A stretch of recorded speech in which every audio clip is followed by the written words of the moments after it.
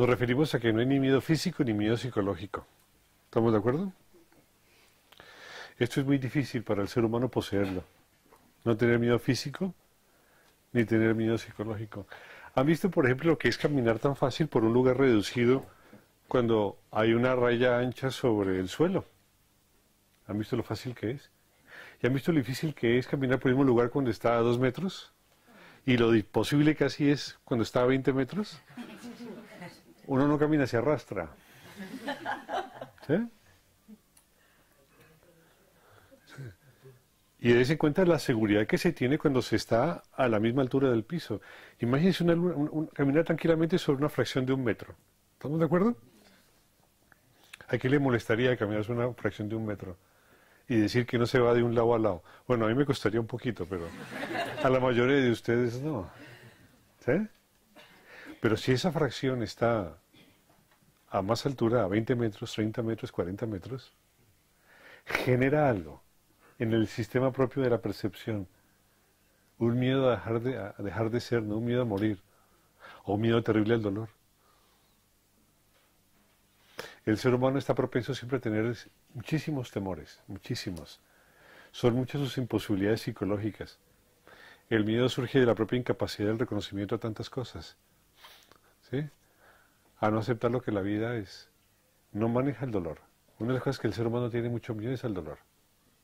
Y otro es a la muerte.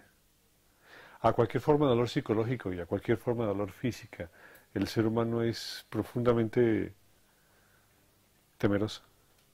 ¿Sí? Aprender a no temer a la muerte física y aprender a no temer a la muerte psicológica son una de las pautas que se requieren para que una persona con discernimiento vea el mundo de manera diferente. ¿Entienden? No tener miedo. No tener miedo físico y no tener miedo psicológico. No tener miedo al dolor. No tener miedo a las cosas. No tener miedo al absurdo. No tener miedo a hacer las cosas, a decirlas, a no decirlas. Es profundamente complejo. Y se enraiza básicamente en la inseguridad que tenemos de ser nosotros mismos. Todo viene de una cosa muy elemental. Es que en el fondo no hay algo. Es decir, en el fondo no hay alguien. Como vivimos la vida, como la experimentamos día tras día, y no tenemos finalmente una respuesta clara al hecho de existir y de por qué lo hacemos, pero sin embargo tenemos una momentánea comprensión de nuestra propia individualidad. ¿Estamos de acuerdo? Tenemos una momentánea comprensión empírica de nuestra propia individualidad, pero ninguna respuesta respecto a su naturaleza, a su matiz existencial. Es decir, no sabemos en el fondo por qué somos lo que somos. Esa falta de conocimiento respecto a por qué somos lo que somos deja siempre abierto el paso a la inseguridad propia del desconocimiento sobre nosotros mismos.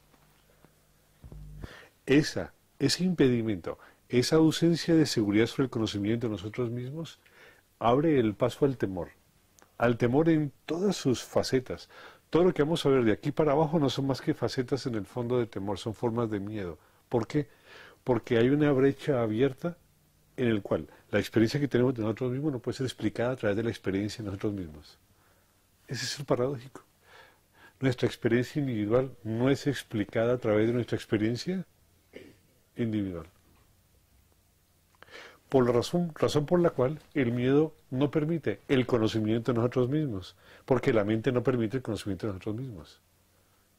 Debido a que el miedo es una actividad mental, el miedo es una actividad mental.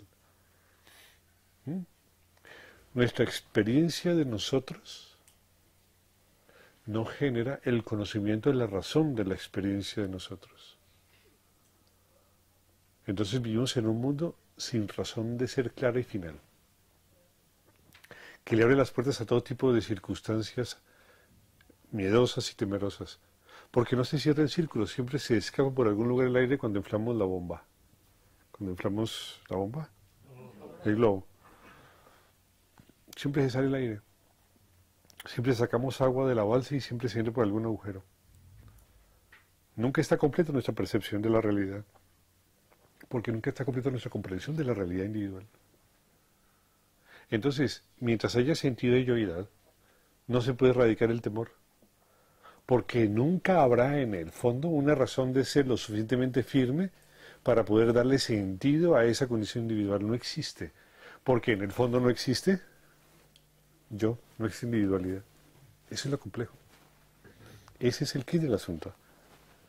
El modelo de afianzarnos sobre una condición egoica nunca permite de manera sobrada tener la comprensión de su razón de ser, porque no existe razón de ser de la comprensión egoica.